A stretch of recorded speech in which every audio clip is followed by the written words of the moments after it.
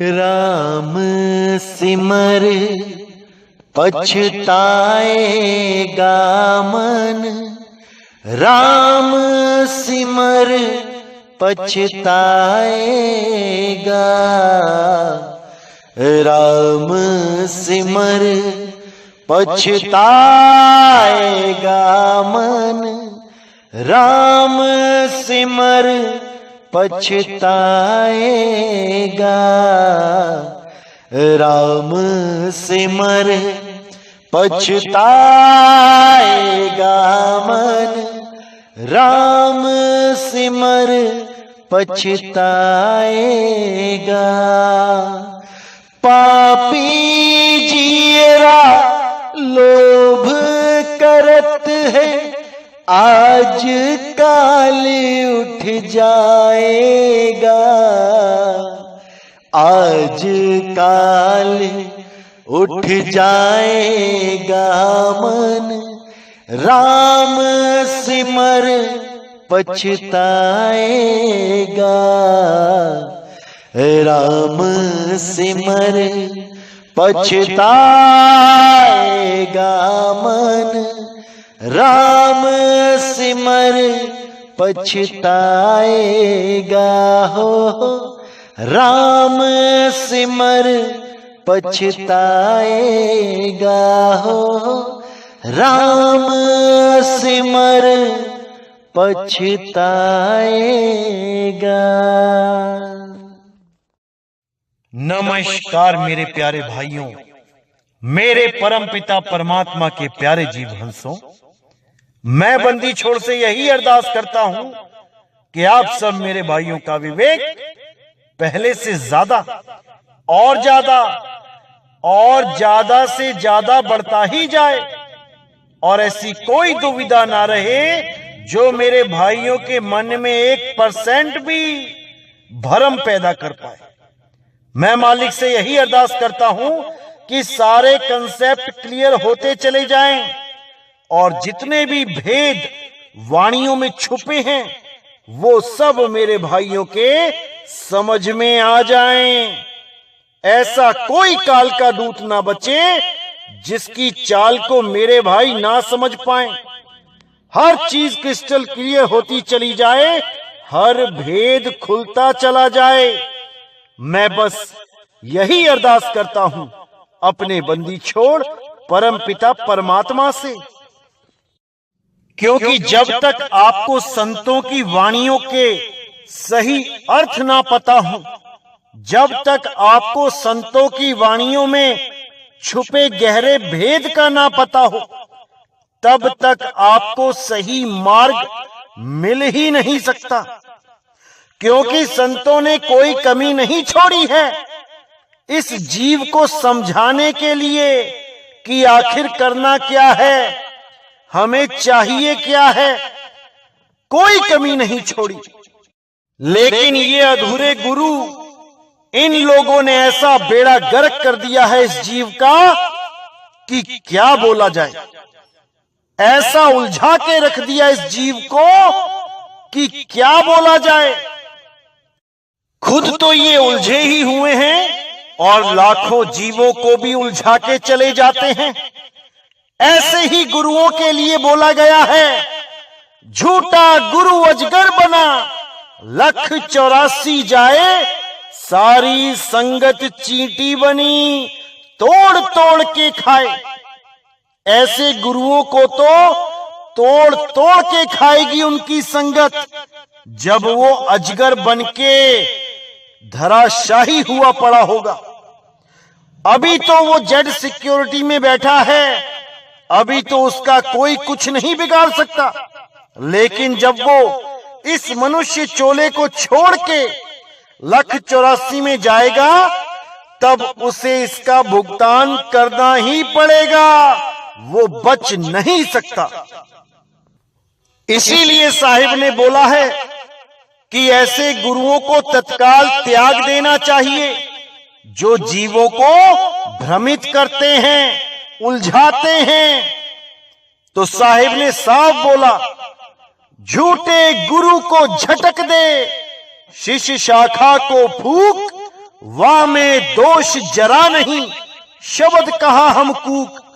जब हमें पता लग जाए कि हमारा गुरु अधूरा गुरु है, पूर्ण गुरु नहीं है, तब हमें तत्काल ही उसको त्याग देना चाहिए और आगे का ज्ञान देने वाले गुरु की शरण में चले जाना चाहिए, जो आपको उस परम ज्ञान को देने के लिए परमात्मा के द्वारा चुना गया है। मेरे भाइयों, जितने भी ये गुरु बन के बैठे हैं, ये सब खुद से गुरु बन के बैठे हैं, जबकि खुद से गुरु बन के नहीं बैठा जा सकता। ये जितने भी गुरु जो खुद से बन के बैठ जाते हैं, परमात्मा के दरबार में ये और इनके चेले रिजेक्ट कर दिए जाते हैं। जो असली गुरु होता है वो परमात्मा के द्वारा खुद चुना जाता है और वाणियों में उसके बारे में सब संकेत दिए जाते हैं और उसी के द्वारा नाम दीक्षा लेने पर ये जीव सदा सदा के लिए मुक्त होता है। ऐसा कभी नहीं होता कि कोई भी गुरु जोर जबरदस्ती करके किसी गद्दी पे अपना हक जमा ले तो वो सतगुरु बन जाता है। ऐसा बिल्कुल नहीं होता। सतगुरु को तो परमपिता परमात्मा स्वयं चुनते हैं। वाणियों में उनके लिए सब संकेत लिखे जाते हैं, कोड लगाए जाते हैं, ताकि संगत अपने तारनहार को खुद पहचान सके कि किसको चुना गया है उनकी मुक्ति के लिए, ताकि कोई भी गलत सिद्धांत पे ना चले, असली ज्ञान को परख के उसे अपने जीवन में धारण करे। केवल तब ही जीव की मुक्ति हो सकती है, अन्यथा कोई भी जीव कभी मुक्त नहीं हो सकता। इसीलिए वाणी में बोला गया, प्रभु कृपाल कृपा करे, नाम नानक साधु संग मिले। जब परमात्मा दया करते हैं तो उस जीव को उस साधु के साथ मिलवा देते हैं जिसे परमात्मा ने स्वयं अपने प्रचार के लिए चुना होता है। तभी जीव की मुक्ति होती है, अन्यथा ये जीव ऐसे ही जन्म जन्म तक भटकते रहते हैं, 1,84 में घूमते रहते हैं। लेकिन जब मालिक की कृपा होती है तब जाकर इस जीव को सच्चे गुरु की शरण प्राप्त होती है, उस अखंड नाम का भेद प्राप्त होता है और जीव सच्चे हृदय से उस मालिक को याद करना शुरू कर देता है, जिसको याद करने से ये जन्म मरण का संशय सदा के लिए समाप्त हो जाता है। तो मेरे भाइयों, आज जो हम वाणी देखने जा रहे हैं, समझने जा रहे हैं, बहुत इंपॉर्टेंट वाणी है, बहुत ज्यादा इंपॉर्टेंट वाणी है। इस वाणी को समझने से आपके बहुत से कंसेप्ट क्लियर हो जाएंगे। जिस भरम जाल में बहुत से काल के दूतों ने आपको फंसा दिया है कि मदन पंथ में तो चरणामृत दिया जाता है, चरण धोके पिलाए जाते हैं, आज उन लोगों के अज्ञान को करारा जवाब मिलने वाला है। और ऐसा जवाब मिलेगा कि दोबारा ये भ्रम नहीं फैला पाएंगे कि चरण धोके जो चरणामृत पिलाया जाता है वो किसी संत मत के खिलाफ है या वो संतों के द्वारा निषेध किया गया है।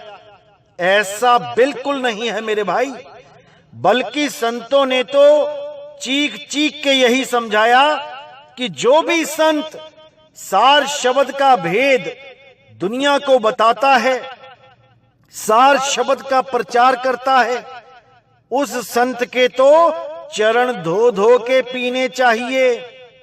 आज हम ये वाणी आपको गुरु ग्रंथ साहब में से दिखाएंगे।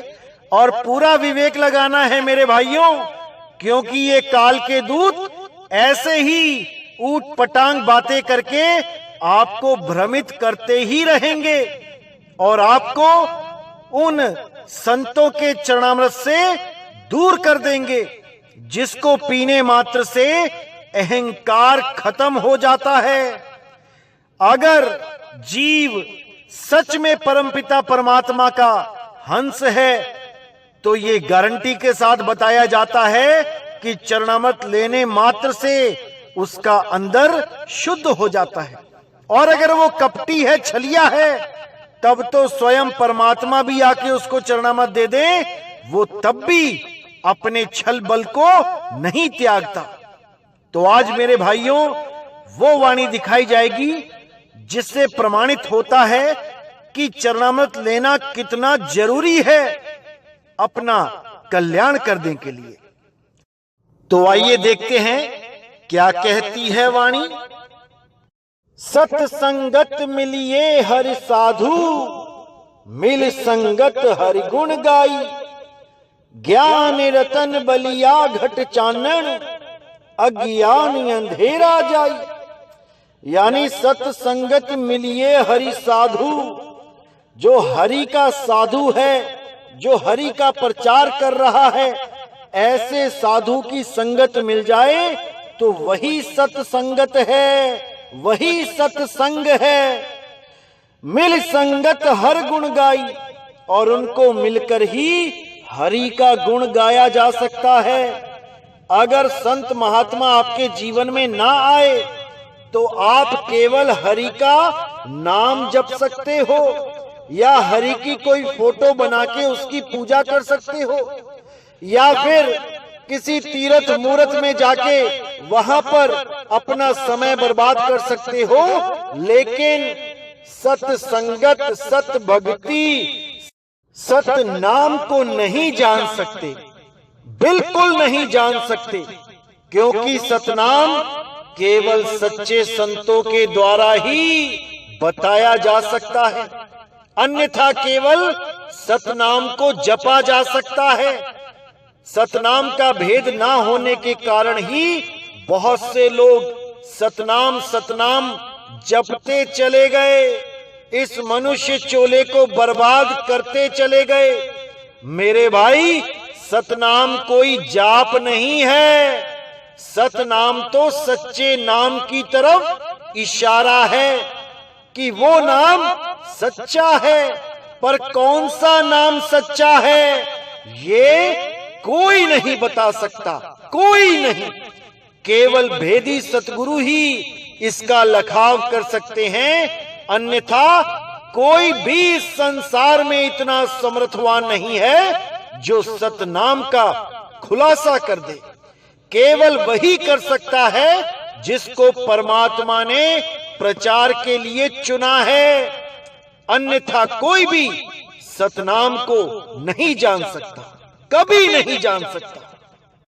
तो आगे कहते हैं, ज्ञान रतन बलिया घट चानन, अज्ञान अंधेरा जाई। यानी उन संतों की शरण में आके, उन संतों का संग करके मेरे घट में ज्ञान रतन बलिया यानी उजागर हो गया। उस रतन का उजागर हो गया जिस रतन को मैं ढूंढता ढूंढता जन्मों जन्मों तक भटकता रहा। उस रतन के नाम नहीं जपे मैंने अब, उस संत के मिल जाने के बाद भी जो सार शब्द का भेदी है। सार शब्द का भेदी संत सारे नामों को छुड़वा देता है और उस रतन का उजागर करता है जो रतन हमारे घट में पहले से ही पड़ा है, लेकिन अज्ञानतावश हम उसको नहीं समझ पाते। इसीलिए मीराबाई ने कहा, पायो जी मैं नाम रतन धन पायो। मैंने उस रतन को पाया है, ना कि रतन के नामों को जपा है। अरे नाम तो हम युगों युगों से जपते आ रहे हैं, आज तक क्या हमारी मुक्ति हो गई नाम जपने से? अगर आज तक नहीं हुई तो मेरे भाइयों आगे भी नहीं होगी। समझ जाओ मेरे भाइयों, इसको समझ जाओ। तो आगे कहते हैं, हरिजन नाचहु हर हर ध्याई, ऐसे संत मिलहि मेरे भाई, हम जन के धोवहु पाई। यानी अब मेरी सूरत नाच नाच के हरि का दीदार कर रही है।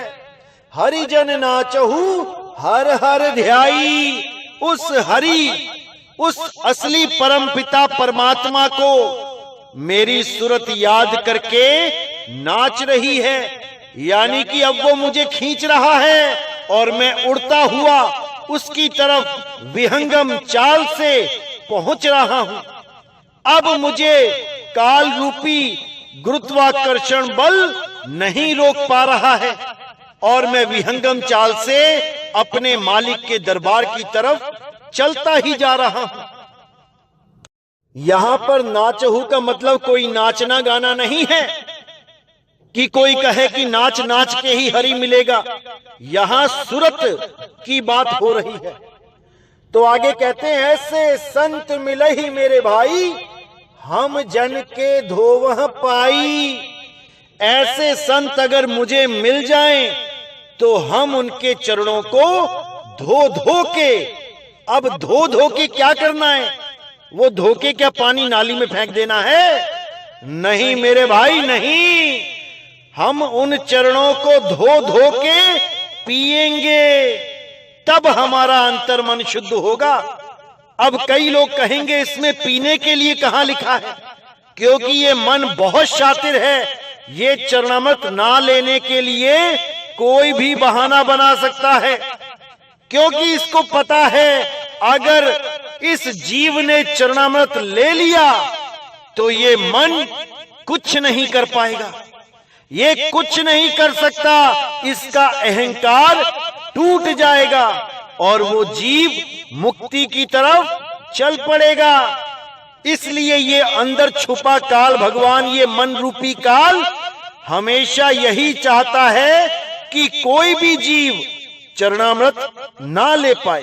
इसकी यही चाल है और ये सब घटों में बैठा हुआ है, तो दूसरे घटों में बैठ के भी ये भ्रम फैला देता है ये काल निरंजन कि अरे नहीं, किसी गुरु का चरणामृत नहीं लेना चाहिए, क्योंकि गुरु ग्रंथ साहब में इसका कोई प्रमाण नहीं है। तो मेरे भाइयों, ऐसे लोग अगर ये बातें करें तो उनको प्रमाण के साथ जवाब दो, ताकि उनकी बोलती बंद हो जाए, वो कुछ बोल ही ना पाए। क्योंकि गुरु ग्रंथ साहब का प्रमाण 100% सटीक होता है। जो गुरु ग्रंथ साहब में लिखा है वो 100% सत्य लिखा है। और जो लोग गुरु ग्रंथ साहब का ही हवाला देकर कहते हैं कि गुरु ग्रंथ साहब में जो चरण लिखे हैं वो तो परमात्मा के चरण हैं, आदमी के तो पैर होते हैं, तो मेरे भाइयों यहां पर चरण नहीं पैर ही लिखा है और उनको ही धोने की बात की जा रही है। अब अगर पैर धो के उस पानी को फेंक दिया जाए तो यहां लिखने की जरूरत ही क्या थी? इससे अच्छा तो स्नान लिख दिया जाता कि पूरा ही धो दो उस संत को। केवल पैर ही क्यों धोने, पूरा नहला ही दो उस संत को। मेरे भाइयों, यहां पर पैर इसलिए बोला गया है कि धन्य है वो संत जो सारी दुनिया में चल चल के प्रचार करते हैं, इन जीवों के लिए अपने पैरों को कष्ट देते हैं, कांटे चुभवाते हैं, पत्थरों पे चलते हैं, क्या क्या कष्ट नहीं सहना पड़ता इन पैरों को। दिन रात केवल जीवों के लिए चलते हैं, नहीं तो सब आराम से सो रहे हैं, सब अपने अपने घर मजे से बैठे हैं, किसको क्या पड़ी है किसी की। लेकिन जो सच्चे संत होते हैं वो दिन रात इन जीवों के लिए पैदल चलते हैं। जैसे बाबा नानक कन्याकुमारी से लेके अरब देश तक पैदल चल चल के घूमे, प्रचार किया, ऐसे संतों के चरणों को तो धो धो के पीना चाहिए। यही गुरु ग्रंथ साहब में भी बताया गया कि ऐसे संतों के धोवो पाई, उनके पैर धोवो और फेंक मत दो उस पानी को।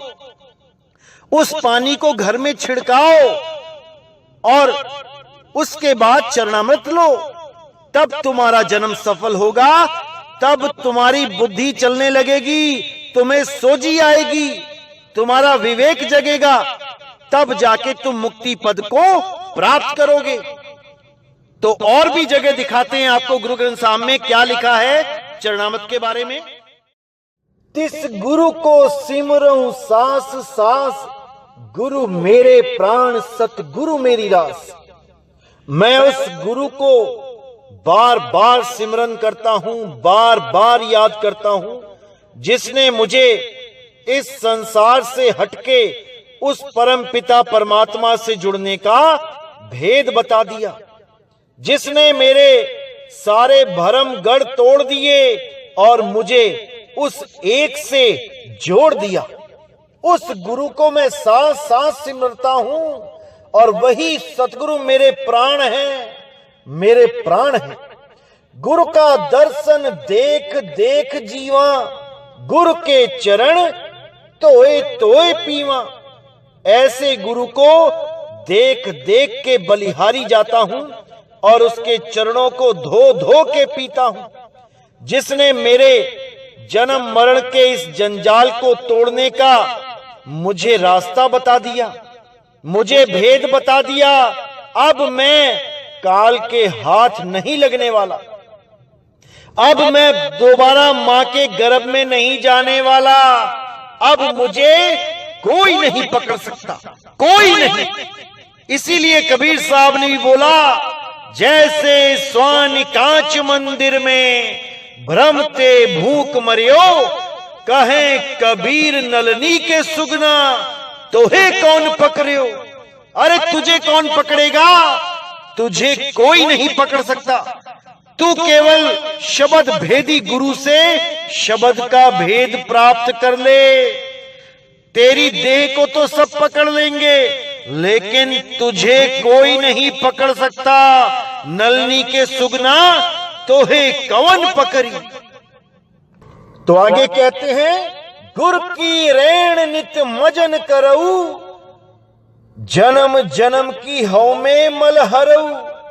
यानी गुरु के चरणों की धूल में मैं रोज स्नान करूं, मेरा बस चले तो मैं रोज चरणामृत पीऊं और जन्म जन्म की हौ में मल हरऊ।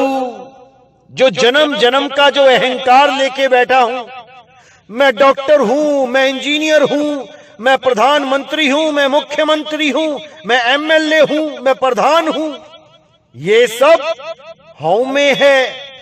इसी हौमे की वजह से बार बार गर्भ में आना पड़ेगा, बार बार इस 84 में जाना पड़ेगा। इसी हौमे को तोड़ने के लिए चरणामृत का इस्तेमाल किया जाता है, क्योंकि वो चरणामृत ले ही नहीं सकता जिसका हौमे बहुत ज्यादा हो, जिसमें बहुत ज्यादा अहंकार हो। वो कभी किसी के आगे नहीं झुकेगा और ना ही वो झुक सकता है। लेकिन जो निर्मल हृदय का होगा, जिसे अपनी मुक्ति से प्रेम होगा, उसके लिए बोला है कि गुरु के चरणों की धूल में नित्य स्नान करूंगा, उसके चरणामृत को नित्य नित्य धारण करूंगा और इस जन्म मरण को सदा के लिए समाप्त कर दूंगा। तो गुरबाणी भी चीख चीख के बता रही है कि चरणामृत कितना जरूरी है। चरणामृत लेने में जो लोग संकोच करते हैं या जो इससे घृणा करते हैं, उन लोगों का क्या हाल होगा, ये भी कबीर साहब ने बताया है। गुर को मानुष जानते, चरणामृत को पान, ते नर नरक को जाएंगे, जन्म जन्म होए स्वान। जन्मों जन्मों तक वो कुत्ते की जून में आएंगे और नालियों में गंदा पानी पिएंगे। वहां पर उनको वो गंदा पानी पीना पड़ेगा जो आज गुरु के चरणों को धोकर साफ कर कर जो चरणामृत नहीं ले सकते, उनके लिए वही जूने बनी हैं जो नालियों में मुंह मारते फिरेंगे। और बहुत से लोग तो ऐसे भी हैं जो चरणामृत से तो घृणा करेंगे और नदियों का पानी अमृत समझ के अपने घर लेके आ जाएंगे।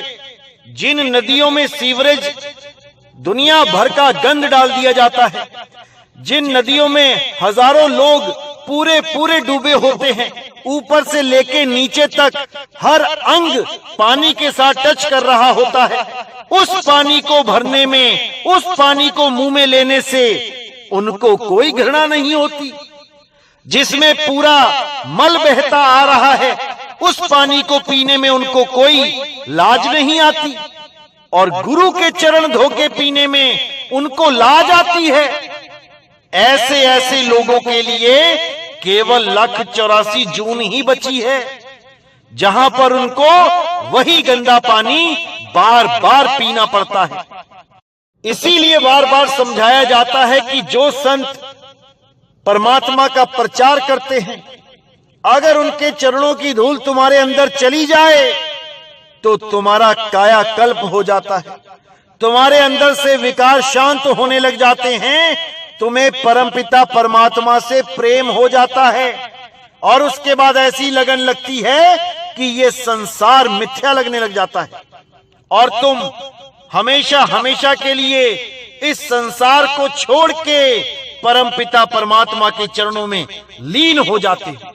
इसके अलावा कोई ऑप्शन नहीं है, कोई ऑप्शन नहीं है। संतों के पास जाकर ही वो भेद प्राप्त होता है जिससे जीव की मुक्ति होती है। इन ग्रंथों को पढ़ने से, इन पोथियों को पढ़ने से ना तो आज तक कोई मुक्त हुआ है और ना ही हो सकता है। इसीलिए कबीर साहब ने कहा, पोथी पढ़ पढ़ जगमुआ, भयो न पंडित कोई, और एक ही आखर प्रेम का, पढ़े सो पंडित होई। वो एक अक्षर वही अविनाशी है, उसी को जानना है। उसी एक अक्षर अविनाशी से ही सारे जगत का कल्याण होगा, ना कि कबीर कबीर जपने से या कोई और नाम जपने से कभी किसी का कल्याण नहीं हो सकता। इसीलिए साहिब ने बिल्कुल क्लियर कर दिया, नहीं कबीर नहीं धर्मदासा, अक्षर एक सकल घटवासा, वाही सो सतपुरुष कहिए, आदि अंत अक्षर गहे रहिए। उसी एक अक्षर को जानने मात्र से जन्म मरण का बंधन खत्म हो जाता है, टूट जाता है। उसी एक अक्षर का ज्ञान प्राप्त करने के लिए ही सब संतों ने बोला है, अरे सोई गुरु पूरा कहावे, जो 2 अक्षर का भेद बतावे। एक छुड़ावे एक लखावे, तब प्राणी निज घर को जावे। एक अक्षर यानी ये जितने भी अक्षर बोलने वाले हैं, ये सब एक ही कैटेगरी में आते हैं, एक अक्षर में ही सारे अक्षर हैं। ये छुड़ा देवे और एक लखावे यानी उस आदि अक्षर का लखाव करा देवे, जो बोलने लिखने पढ़ने में नहीं आता। होठ कंठ लागे नहीं, जीव्या नहीं उच्चार, गुप्त वस्तु जो लखे, सो है हंस हमार। मेरा हंस वो है जो गुप्त वस्तु को लख जाए, ना कि इन 52 अक्षरों को जप जप के तोता बन जाए। हंस बनना है, हंस का गुण होता है दूध और पानी को अलग अलग कर देना। जड़ चेतन का करे निबेड़ा, कहे कबीर सो हंस है मेरा। तुम्हें तुम्हारे गुरु ने क्या दिया है, इसकी परख करो। उसने मुर्दा नाम दिया है या जिंदा नाम दिया है, परख करो। जिंदा नाम और मुर्दा नाम में क्या फर्क होता है, इसको जानो। पूछो अपने गुरुओं से कि जिंदा नाम और मुर्दा नाम में क्या फर्क होता है। अगर वो भेदी गुरु है तो वो जरूर बता देगा, नहीं तो वो काल का ही दूत है जो तुम्हें मुर्दा नाम पकड़ा के इन मंत्रों जंत्रों को जपवा के तुम्हारा जन्म बर्बाद करने के लिए आया है। चेत जाओ मेरे भाइयों, चेत जाओ। पहचानो इन काल के दूतों को जो इस दुनिया में 52 अक्षर के नाम देने आते हैं और जीवों को सदा सदा के लिए 84 में डाल के चले जाते हैं। बड़ी मुश्किल से एक जन्म मिलता है। अगर ये जन्म तुमने बर्बाद कर दिया तो मेरे भाई कोई नहीं बचा सकता तुम्हें, कोई नहीं। तो इससे पहले कि तुम्हारा समय खत्म हो जाए, इस समय को संभाल लो। इससे पहले कि तुम्हारा जन्म खत्म हो जाए, इस भेद को जान लो और अपनी सूरत को उस शब्द गुरु से जोड़ लो, तभी तुम्हारा कल्याण होगा। नहीं तो ऐसे ही धक्के खाते आए हो, धक्के खाते चले जाओगे। मेरे भाइयों, अपना कल्याण करो। तो आज का सत्संग मैं यहीं समाप्त करता हूं। और जो लोग चरणामृत के लिए उल जलूल बोलते हैं, उन लोगों को ये वीडियो जरूर शेयर कर दें, क्योंकि बहुत से लोगों ने इतना भ्रमित कर दिया है समाज को, जो कहते हैं कि कर और हाथ अलग अलग होते हैं, पैर और चरण अलग अलग होते हैं।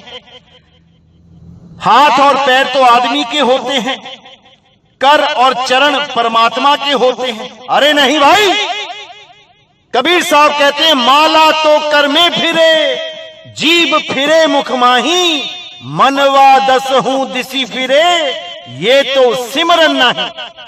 यहां पे कबीर साहब ने माला कर में बोला है। कर यानी हाथ। क्या परमात्मा के हाथ माला फेरते हैं या एक आम इंसान के हाथ माला फेरते हैं? कोई बुद्धि विवेक विचार नहीं, बस जो मन में आता जाता है वही ये लोग बोलते जाते हैं और सोचते हैं कि जो हमें पता लग गया वो किसी को पता नहीं लग सकता।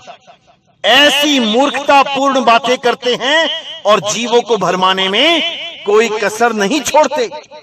लेकिन मेरे भाइयों, नितिन दास आपके लिए हर समय तैयार बैठा है आपकी मदद करने के लिए। बस आप अच्छी तरह इस ज्ञान को समझते जाएं और अपने विवेक को जगाते चले जाएं। मैं बस यही अरदास करता हूं अपने मालिक से कि आप लोगों की पूरी मदद करे मेरा मालिक, ताकि आप लोग इस जन्म मरण को काट के अपने निज घर को वापस चले जाएं। इससे ज्यादा खुशी की बात मेरे लिए और कोई नहीं होगी। जिस काम के लिए मैं दिन रात लगा हुआ हूं वो कार्य पूर्ण हो जाए, बस मैं यही चाहता हूं अपने परमपिता परमात्मा से, और मुझे किसी चीज की कोई इच्छा नहीं है। तो इसी के साथ मैं आज का सत्संग समाप्त करता हूं और पूरी उम्मीद करता हूं कि आज के सत्संग से आपके भरम जरूर टूटे होंगे कि चरणामृत लेना कितना जरूरी है, कितना जरूरी है। तो मुझे विदा करें। बोलिए सतगुरु बंदी छोड़ सतगुरु सत्य कबीर साहिब की सदा ही जय हो, सदा ही जय हो। मेरे मालिक की साहिब बंदगी सतना।